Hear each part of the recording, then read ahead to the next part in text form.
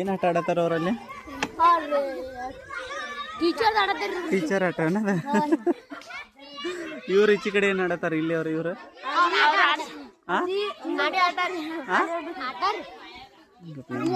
ಮನಿ ಆಟ.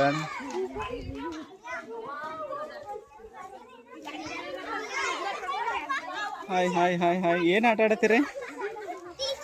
ಟೀಚರ್ ಆಟ ಆಡತ್ತೀರಿ. ನೀವೇನು ಮಾಡತ್ತೀರಿ? ಅಡುಗೆ ಏನೇನು ಮಾಡಿರಿ ಅಡುಗೆ ಈಗ? ಇದೇನಿದೆ? ಅನ್ನ ಸಾರು. ನೀವೇನು ಮಾಡ್ತೀರಿ ಈಗ? So nice.